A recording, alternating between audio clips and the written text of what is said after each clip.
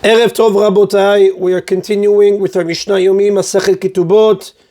We are up to Perek Yud Bet, Mishnah Bet. Today's Mishnah should be Leilu Nishmat, Neria ben Svetlana, Alayev, Eliyahu ben Burcha, Israel ben Chana bad Miriam, Menuchatam began Eden, Amen. And Avdil ben Chaim Lechaim v'Derefua Shenemav, Daniel Shalom ben Rosa, Betok Shach Olei Israel. This Mishnah continues the previous Mishnah's case of a woman who married two men, both of whom committed themselves to provide her daughter with food. The Mishnah begins and he said, if the daughter got married at a time when both of her stepfathers were still obligated to support her, Habad noten la mizonot, her own husband gives her food, then notin la demei mizonot, and both stepfathers give her the value of the food in cash.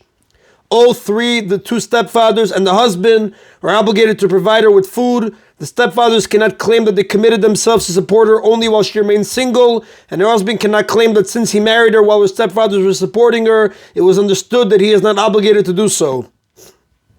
Usually, when one person borrows money from another person or accepts to pay him for some other reason, and the debt is recorded in a document, a lien is attached to the borrower's land. This means that if the borrower sells land after the date in the document, the lender can seize the land from the buyer.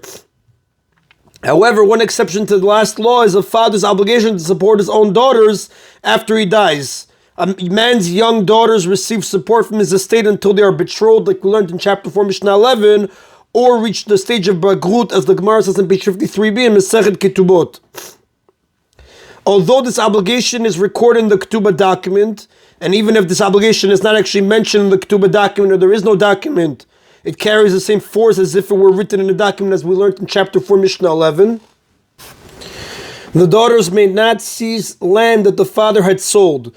The daughters may take only the land that was in their father's possession when he died. They have no right to seize them from buyer. They have no right to seize from buyers land that the father had sold in his lifetime. The sages decreed that a man's daughters may not collect from his sold properties because otherwise people would avoid buying land. Since the total cost of supporting one's daughter cannot be estimated because it depends on several unpredictable factors, such as how many daughters he will have and how long they will be single, people would be reluctant to buy land for fear that it will be seized one day to pay for the support of the seller's daughters. So to remove this concern, the sages ruled that daughters may collect from their support only from properties that their father owned when he died and not from properties he had sold. Based on this, the Mishnah shows that when a man commits himself to support his stepdaughter, like in the previous Mishnah, her rights are stronger than those of his own daughters. Metu, if the two stepfathers died, benoten nizonot minechasim bnei chorin, their own daughters can collect support only from the available unsold property in their estates. V'nizonim minechasim mishubadim, but the stepdaughter can collect support even from sold property, meaning property to which a lien is attached. This term is used to refer to sold property because sold property can be collected only if it is subjected to a lien, whereas unsold property can be collected even if there is no lien. Because she is like a creditor who can collect payment even from the debtor's sold properties. If the stepdaughter's right to support is recorded in a document, she may be compared to a creditor whose right to payment is recorded in a document. And even if the husband had not written a document, but merely formalized the commitment with a kinyan, that would also be enough. However, if he had merely made an oral statement in front of witnesses, the stepdaughter may not collect or support from sold lands. The Mishnah specifies that the stepfathers died because their own daughters may not collect anything until after the death of the stepfathers. The stepdaughter, however, is entitled to collect even when the stepfathers are still alive. Now, the previous Mishnah taught that a man who commits himself to support his stepdaughter must continue doing so even after his marriage to her mother ends, and this can be avoided by adding a clause to the contract. The clever ones would write the following to their wives: I am marrying you on the condition that I will support your daughter for 5 years, but only as long as you are with me as my wife. If the obligation is defined in this way, it ends when he divorces or either one of them dies. That is Rabotai Mishnah Bet. Mishnah Gimel continues, in the standard text of the Ketubah document, the husband writes to his wife, after I die, you shall live in my house and be supported from my property. This we spoke about in chapter 4, Mishnah 12. The Mishnah discusses this obligation.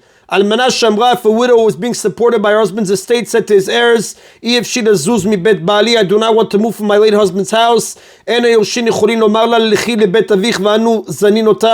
heirs cannot say to her, go to your father's house and we will support you there. Rather, they must support her in her husband's house. And they must provide her with a place to live there that befits her dignity, meaning they must give her rooms that are at least as good as those she used when her husband was alive. The widow also has the right to the furniture that she used in her husband's lifetime and to the servants who served her then. If the house collapsed, the heirs are not obligated to build a new one for her, because the Ketubot reads, you shall live in my house for the duration of your widowhood. However, they must give her money to rent lodgings that befit her dignity, and the Rambam discusses in Ilchot Ishut, chapter 18, Halakha 3. The Mishnah now addresses the opposite case where the widow wants to live in her father's house and the heirs want her to live with them. Amra, if she said, if she does mi bet Abba, I do not want to move from my father's house, the heirs can say to her, if you live with us, you will receive all the support to which you are entitled. But if you do not live with us, you will not receive full support. They are obligated to pay only the cost of supporting her in her husband's house, as the Ketubah states, you shall live in my house and be supported from my property, which is lower than the cost of supporting her elsewhere. Therefore, if she lives in her father's house, she receives less than she would in her husband's house.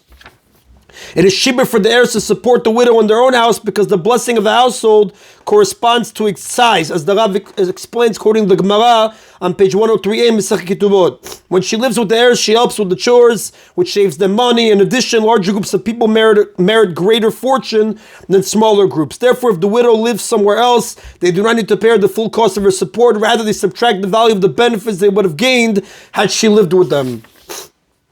However,